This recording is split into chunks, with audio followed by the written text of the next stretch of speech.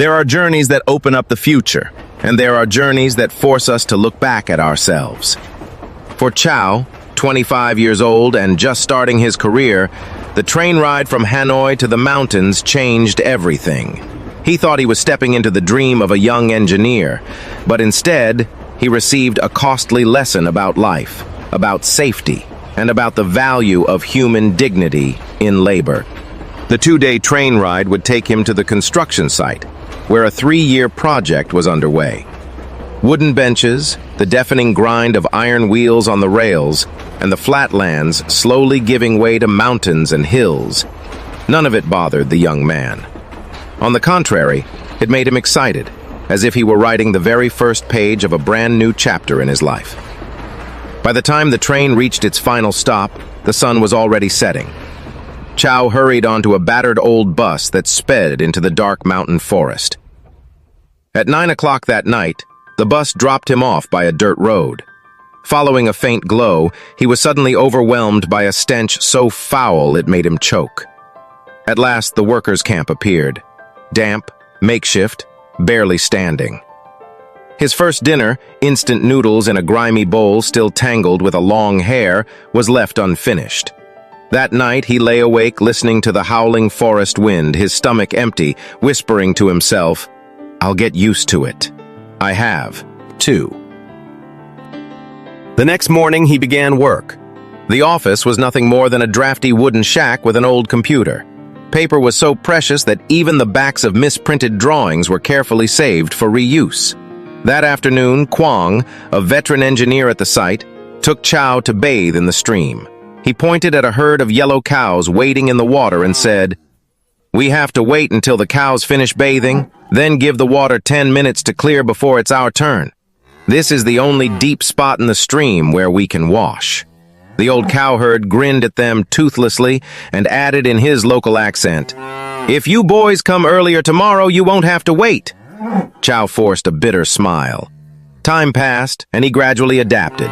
He learned to stomach unsanitary communal meals, to line up behind the cows for a wash, to endure the downpours that soaked the inside of the camp.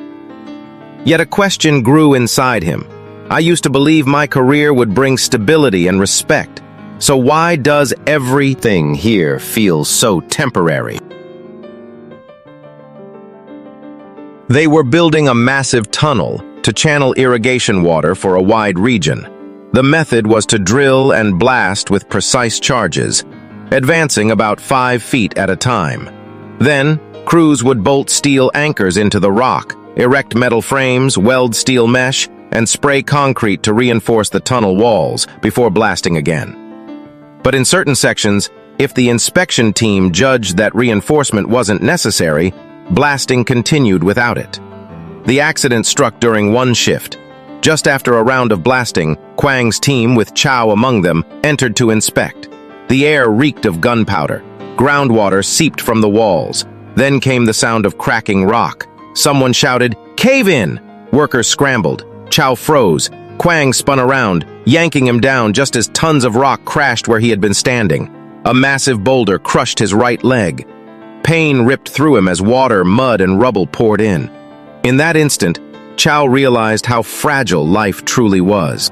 Waking up in the hospital, hobbling on an injured leg, he couldn't stop thinking, why is safety treated as if it doesn't matter?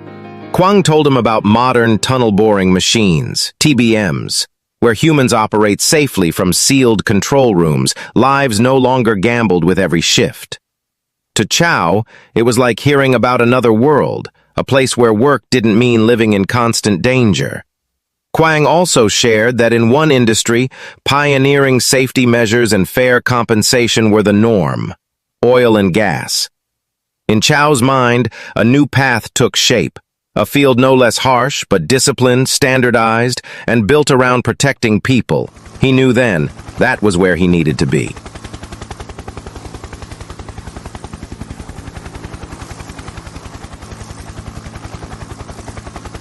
On his last day, the old cowherd led him up a hill, his face full of quiet anger. Before them lay a disgraceful mess: human waste, scattered technical papers. On one mud-stained sheet, his name was clear: Tran Van Chau, civil engineer. Chau stood stunned. So this was the stench of his first night. The hill had been used as an open latrine, and even his drawings had become toilet paper. He bowed in shame, apologizing to the old man who owned and farmed the hill, then turned away. In his mind's eye, he saw the ocean. Offshore rigs towering, helicopters whirring above the waves. He knew he was leaving behind a life of makeshift compromises, for a world where safety and human worth were at the center. The evening sun stretched across the dirt road. His shadow limped, but pressed forward with resolve.